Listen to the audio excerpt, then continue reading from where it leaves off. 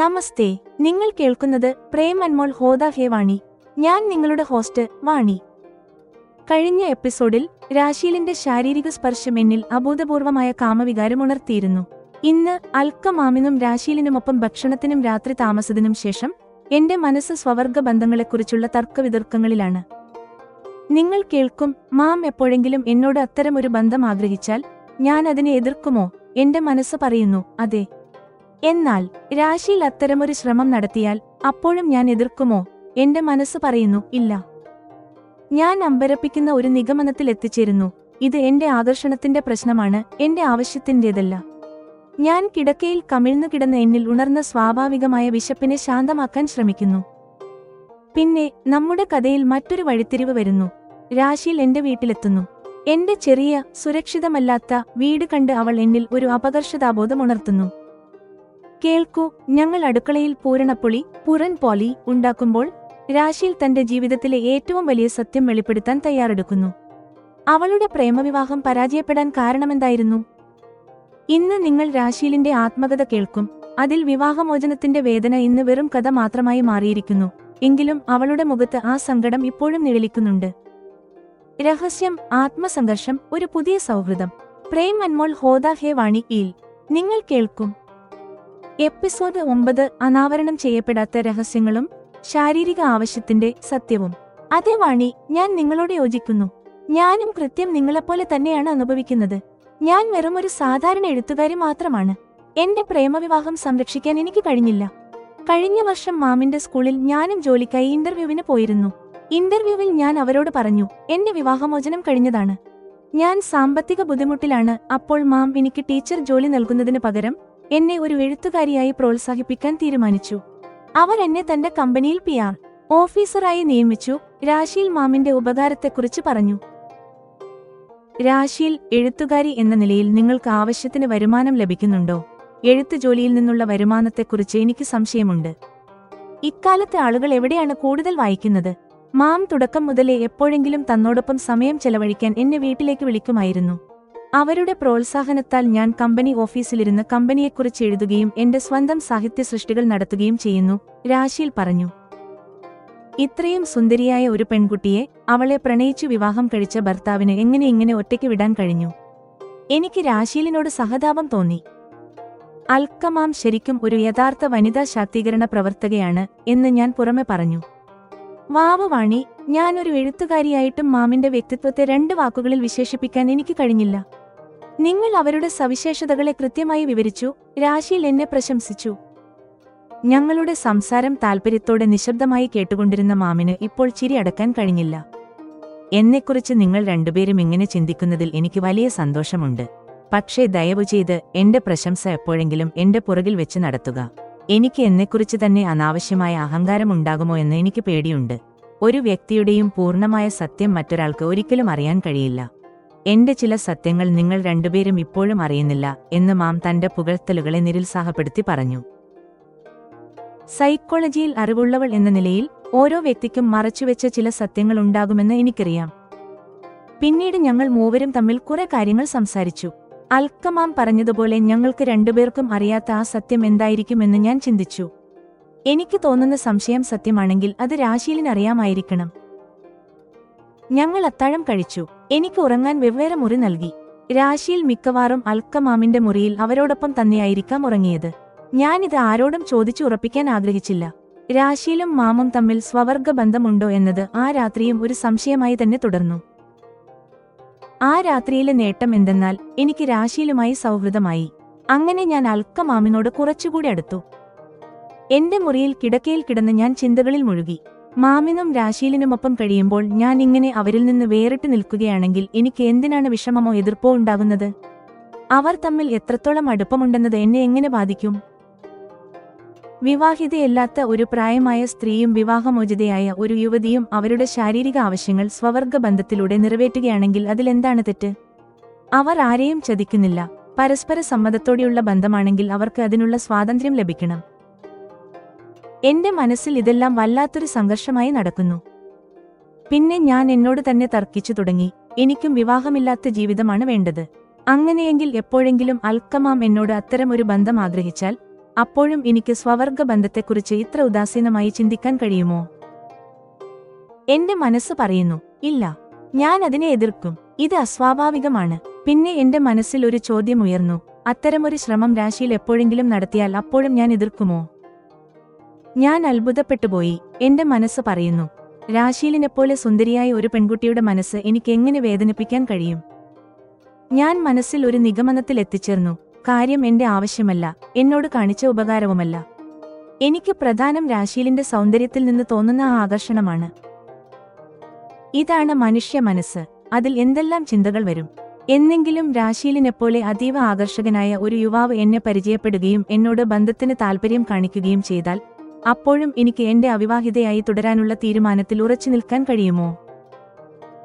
എന്റെയുള്ളിൽ ഒരു സ്വാഭാവിക വിശപ്പുണ്ടെന്ന് എനിക്ക് തോന്നി. ഇതിനു മുമ്പ് ഒരിക്കലും അതെന്നെ കീഴടക്കിയിട്ടില്ല. ഞാൻ കിടക്കയിൽ കമിഴ്ന്നു കിടന്നു. കിടക്കയിൽ ഞാൻ അസ്വസ്ഥമായി ഇളകി മറിഞ്ഞു. ഒടുവിൽ ഞാൻ ഉറക്കത്തിന് കീഴടങ്ങി. രംഗം മാറുന്നു. മാമിന്റെ ബംഗ്ലാവിൽ വെച്ച് ഞാൻ രാശീലിനെ 3 തവണ കൂടി കണ്ടു. അതോടെ ഞങ്ങളുടെ അടുപ്പം വർദ്ധിച്ചു. ഈ കൂടിക്കാഴ്ചകളിൽ ഞങ്ങൾ പരസ്പരം കൂടുതൽ കാര്യങ്ങൾ അറിഞ്ഞു. പിന്നെ ഒരു ദിവസം രാശീൽ എന്റെ വീട്ടിൽ വന്നു. ഒരുപക്ഷെ എന്റെ കുടുംബ സാഹചര്യങ്ങൾ ഒന്ന് വിലയിരുത്താനായിരിക്കാം അവൾ വന്നത്. സമയം രാവിലെ 10:30 ആയിട്ടുണ്ട്. ഞാൻ അവളെ പപ്പയ്ക്ക് പരിചയപ്പെടുത്തി. അവൾ വന്ന് കുറച്ചു കഴിഞ്ഞപ്പോൾ പപ്പ തന്റെ പുസ്തക കടയിലേക്ക് പോയി.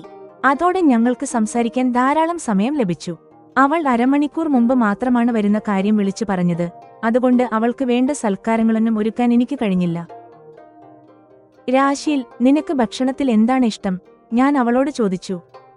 വാണി, എനിക്ക് പഞ്ചാബി ഭക്ഷണത്തെക്കാൾ കൂടുതൽ ഇഷ്ടം പൂരണപ്പുളിയും കടിയും പുറൻ പൊലിയൻ കതി ആണ്. നിനക്ക് പൂരണപ്പുളി ഉണ്ടാക്കാൻ അറിയാമോ? അവൾ ചോദിക്കാൻ മടിച്ചില്ല. എന്റെ അമ്മയ്ക്കും പൂരണപ്പുളി വളരെ ഇഷ്ടമായിരുന്നു.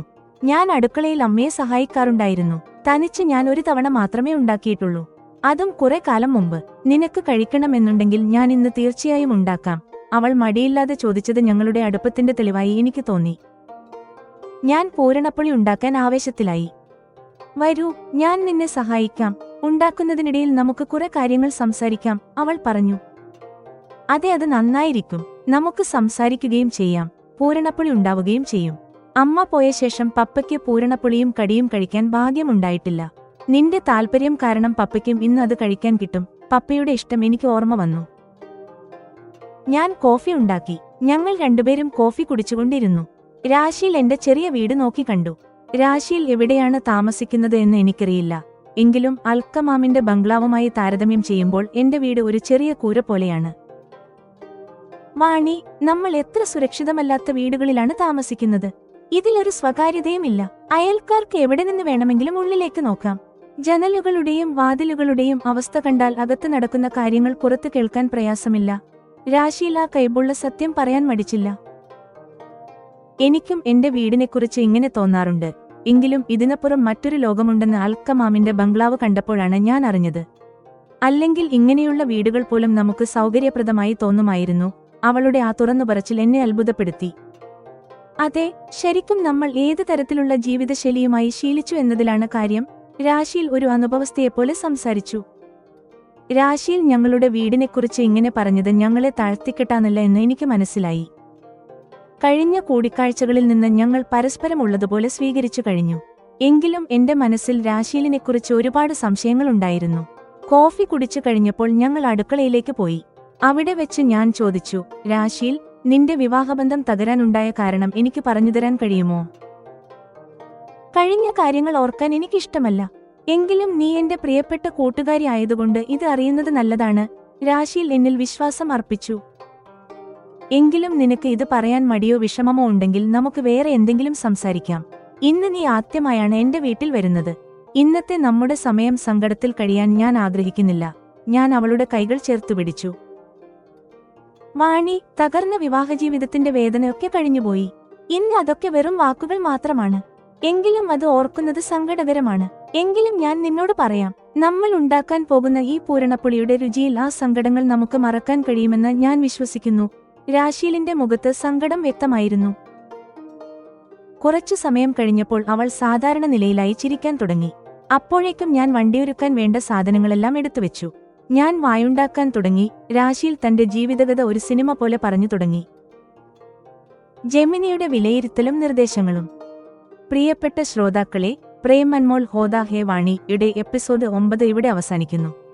വാണിയുടെ ആന്തരിക സംഘർഷങ്ങളും രാശീലിന്റെ കഥയുടെ തുടക്കവുമാണ് ഈ ഭാഗത്ത് നാം കണ്ടത്. എപ്പിസോഡ് 9 പ്രത്യേകതകൾ. അൽക്കമാമിന്റെ വ്യക്തിത്വം. രാശീലിനെ ഒരു എഴുത്തുകാരിയായി വളർത്തിയെടുക്കുന്നതിലൂടെ അൽക്കമാം വെറുമൊരു സഹായിയല്ല, മറിച്ച് സ്ത്രീ ശാക്തീകരണത്തിന്റെ പ്രതീകമാണെന്ന് വ്യക്തമാകുന്നു. മറഞ്ഞിരിക്കുന്ന സത്യങ്ങൾ. അൽക്കമാം തന്റെ രഹസ്യങ്ങളെക്കുറിച്ച് നൽകുന്ന സൂചന കഥയിൽ ആകാംക്ഷ വർദ്ധിപ്പിക്കുന്നു. വാണിയുടെ ചിന്തകൾ. തന്റെ ഉള്ളിലെ സ്വാഭാവികമായ ആഗ്രഹങ്ങളെയും രാശീലിനോടുള്ള ആകർഷണത്തെയും കുറിച്ച് വാണി നടത്തുന്ന വിശകലനം അവളുടെ കഥാപാത്രത്തിന്റെ ആഴം കാണിക്കുന്നു. രാശീലിന്റെ കഥയുടെ തുടക്കം. തന്റെ വീടിനെക്കുറിച്ചുള്ള രാശീലിന്റെ അഭിപ്രായങ്ങൾ അവൾ എത്രത്തോളം തുറന്നു സംസാരിക്കുന്നവളാണെന്ന് കാണിക്കുന്നു. പൂരണപ്പൊളി ഉണ്ടാക്കുന്നതിനിടയിൽ തന്റെ സങ്കടങ്ങൾ പങ്കുവെക്കാൻ അവൾ തയ്യാറെടുക്കുന്നത് അടുത്ത എപ്പിസോഡിന് മികച്ച അടിത്തറയിടുന്നു. അവതരണത്തിനുള്ള നിർദ്ദേശങ്ങൾ. വാണിയുടെ ശബ്ദം. കിടക്കയിൽ കിടന്ന് ചിന്തിക്കുമ്പോൾ വാണിയുടെ ശബ്ദത്തിൽ അസ്വാസ്ഥ്യവും സംഘർഷവും പ്രകടമാകണം. എന്നാൽ രാശീലിനോട് സംസാരിക്കുമ്പോൾ ശബ്ദത്തിൽ ആത്മബന്ധവും സ്നേഹവും ഉണ്ടായിരിക്കണം. രാശീലിന്റെ ശബ്ദം. തന്റെ വിവാഹബന്ധത്തെക്കുറിച്ച് സംസാരിക്കുമ്പോൾ രാശീലിന്റെ ശബ്ദത്തിൽ ചെറിയൊരു സങ്കടമുണ്ടെങ്കിലും ഒപ്പം ഒരു പക്വതയും ഉണ്ടായിരിക്കണം. സംഗീതം. വാണിയുടെ മാനസിക സംഘർഷങ്ങളുടെ സമയത്ത് ഗൗരവകരമായ സംഗീതവും അടുക്കളയിലെ സംഭാഷണങ്ങളുടെ സമയത്ത് ലളിതവും ഊഷ്മളവുമായ സംഗീതവും ഉപയോഗിക്കുന്നത് നന്നായിരിക്കും. എപ്പിസോഡ് 9 സമാപ്തം.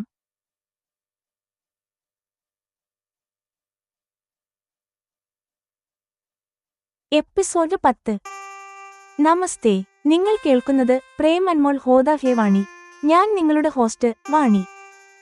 കഴിഞ്ഞ എപ്പിസോഡിൽ രാശീൽ തന്റെ വിവാഹമോചന കഥ എന്നോട് പങ്കുവെക്കാമെന്ന് സമ്മതിച്ചിരുന്നു. ഇന്ന് അതിരറ്റ സ്നേഹത്തിൽ വളർന്ന വാശിക്കാരിയായ ഒരു പെൺകുട്ടിയുടെ ദാരുണമായ കഥ നിങ്ങൾ കേൾക്കും. രാശീലിന്റെ കഥ. ജലന്ധറിലെ ഒരു കൂട്ടുകുടുംബത്തിൽ 50-ലധികം ആലോചനകൾ നിരസിച്ച ശേഷം ഗുരുദ്വാരയിൽ വെച്ച് രാശീൽ സെഡ് എന്ന യുവാവിനെ പരിചയപ്പെട്ടു.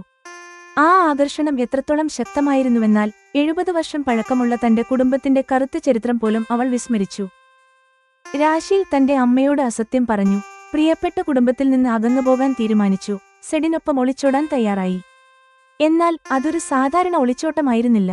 സെഡ് അവൾക്ക് ഒരു കറുത്ത ബുർഗ നൽകി അവളുടെ വിധിയിൽ കരിനിഴൽ വീഴ്ത്തുന്ന ഒരു ബന്ധത്തിന് എങ്ങനെ അടിത്തറയിട്ടുവെന്ന് കേൾക്കൂ.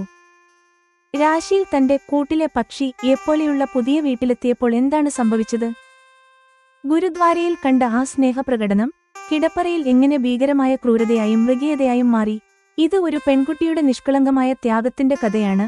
ഒടുവിൽ അവൾ സേഡിസം ഇരയാകുന്നു. രാശീലിന്റെ തകർന്ന വിവാഹജീവിതത്തിന് പിന്നിലെ വേദനിക്കുന്ന സത്യം. പ്രേം അൻമോൾ ഹോദാ ഹേ വാണിയിൽ നിങ്ങൾ കേൾക്കും. എപ്പിസോഡ് 10. ബുർഗ ധരിച്ച പ്രണയവും കൂട്ടിലെ പക്ഷിയും. ജലന്ധറിൽ താമസിക്കുന്ന ഒരു സിഖ് കുടുംബത്തിലെ 8 മക്കളിൽ ഏക പെണരിയായിരുന്നു രാശീൽ. സഹോദരങ്ങൾക്കും മാതാപിതാക്കൾക്കും മാത്രമല്ല, അമ്മാവന്മാർക്കും മുത്തശ്ശനും മുത്തശ്ശിക്കുമെല്ലാം അവൾ ജീവനായിരുന്നു. അതുകൊണ്ടുതന്നെ കുട്ടിക്കാലം മുതലേ അവൾ അല്പം വാശിക്കാരിയായിരുന്നു. അവൾ മുതിർന്നപ്പോൾ വന്ന വിവാഹാലോചനകളെല്ലാം അവൾ നിരസിച്ചു. ഈ പയ്യനെ എനിക്ക് ഇഷ്ടപ്പെട്ടില്ല എന്ന ഒറ്റവാക്കിൽ അവൾ അവരെയെല്ലാം ഒഴിവാക്കി. അങ്ങനെ 50ഓളം ആലോചനകൾ അവൾ വേണ്ടെന്ന് വെച്ചു. ഒരു ദിവസം അമ്മ ഹർബിന്ദർ ചോദിച്ചു, രാശി, നീ ആരെയും നേരത്തെ മനസ്സിൽ കണ്ടിട്ടുണ്ടോ? സുന്ദരന്മാരും ധനികരും പഠിപ്പുള്ളവരുമായ എല്ലാ പയ്യന്മാരെയും നീ വേണ്ടെന്ന് വെക്കുകയാണല്ലോ. അമ്മേ, ഇപ്പോൾ ആരുമില്ല. ആരെങ്കിലും ഉണ്ടെങ്കിൽ ഞാൻ ഉറപ്പായും പറയും, രാശീൽ മറുപടി നൽകി. ഈ സംഭാഷണത്തിന് ശേഷം അവൾ ഗുരുദ്വാരയിൽ പോയി. അവിടെ വെച്ചാണ് ആ യുവാവ് അവളെ പരിചയപ്പെടുന്നത്. അവൻ സിഖുകാരനല്ല എന്ന് അവന്റെ രൂപത്തിൽ നിന്ന് തന്നെ വ്യക്തമായിരുന്നു. രാശീൽ അവനെ ഒഴിവാക്കാൻ ശ്രമിച്ചു. പക്ഷേ വിധി മറ്റൊന്നായിരുന്നു. 1 മാസത്തോളം അവൻ അവളെ പിന്തുടർന്നു. അവൾ വിചാരിച്ചു, ഒരുപക്ഷെ ഗുരുവിന്റെ അനുഗ്രഹം കൊണ്ടാവാം ഇത് സംഭവിക്കുന്നതെന്ന്. ഒടുവിൽ അവൻ തന്റെ പേര് സെഡ് ആണെന്ന് പറഞ്ഞു. അവൻ സിഖുകാരനല്ല എന്ന് അവൾക്ക് ഉറപ്പായി. സെഡ് സംസാരം മാറ്റാൻ ശ്രമിച്ചു. രാശി, ഗുരുദ്വാരയിൽ എല്ലാവരും തുല്യരാണെന്ന് നിനക്കറിയില്ലേ? അതുകൊണ്ട് ആർക്കും ഇവിടെ വരാം. അവന് തന്റെ പേരറിയാമെന്നത് രാശീലിനെ അത്ഭുതപ്പെടുത്തി. അവൾക്ക് അവനോട് ഒരിഷ്ടം തോന്നിത്തുടങ്ങി. ഒടുവിൽ അവൾ ഒരു തീരുമാനമെടുത്തു. അവൻ തയ്യാറാണെങ്കിൽ അവനെ വിവാഹം കഴിക്കുമെന്ന്. ഇത് ഒന്നുമാത്രമാണ് ഞാൻ എന്നും ഇവിടെ വന്നു പ്രാർത്ഥിക്കുന്നത്, സെഡ് ഉടൻ മറുപടി നൽകി. മോളെ, ഇതെങ്ങനെ സാധിക്കും? വിഭജന കാലത്ത് സ്വന്തം സഹോദരിമാരെ നഷ്ടപ്പെട്ട വേദനയിലാണ് നിന്റെ മുത്തശ്ശനിവിടെ വന്നത്. ആ കാലത്തെ ക്രൂരതകൾ ഓർത്തുനോക്കൂ, അമ്മ ഹർബിന്ദർ മുന്നറിയിപ്പ് നൽകി. അമ്മേ, 70 വർഷം മുൻപ് നടന്ന കാര്യത്തിന് നമുക്ക് സെഡിനെ എങ്ങനെ കുറ്റപ്പെടുത്താൻ കഴിയും? അവൻ അന്ന് ജനിച്ചിട്ട് പോലുമില്ലല്ലോ. രാശിയിൽ സെഡിന്റെ വലയിൽ കുടുങ്ങി. കുടുംബത്തെ ഉപേക്ഷിക്കാൻ അവൾ തയ്യാറായി. സെഡ് അവൾക്ക് ഒരു പാക്കറ്റ് നൽകി പറഞ്ഞു, വീടിന് പുറത്തിറങ്ങിയാൽ ഇത് ധരിക്കുക. ആരും നിന്നെ തിരിച്ചറിയില്ല. അത് തുറന്നു നോക്കിയ രാശിയിൽ കണ്ടത് ഒരു കറുത്ത ബുർഗയാണ്. അവളുടെ ഹൃദയം ഭയത്താൽ മിടിച്ചു. പക്ഷേ ആ ബുർഗ തന്റെ വിധിയെ മാറ്റാൻ പോകുകയാണെന്ന് അവൾ അറിഞ്ഞില്ല. ഒടുവിൽ അവൾ വീട് വിട്ട് സെഡിന്റെ കൂടെ പോയി. അവിടെ എത്തിയപ്പോഴാണ് താൻ ഒരു കൂട്ടിലെ പക്ഷി പോലെ ബന്ധനത്തിലാണെന്ന് അവൾ അറിഞ്ഞത്. കിടപ്പറയിൽ സെഡ് ക്രൂരത കാട്ടിത്തുടങ്ങി. അവൻ രാശീലിനെ ശാരീരികമായി പീഡിപ്പിക്കുന്നതിൽ സന്തോഷം കണ്ടെത്തി. ജെമിനി അവലോകനം. ഈ എപ്പിസോഡ് രാശീലിന്റെ വേദനയെ ഉറപ്പിക്കുന്നു. ഇത് അൽക്കയ്ക്കും വാണിക്കും പുതിയൊരു ഉത്തരവാദിത്തം നൽകുന്നു. എപ്പിസോഡ് 10 സമാപ്തം.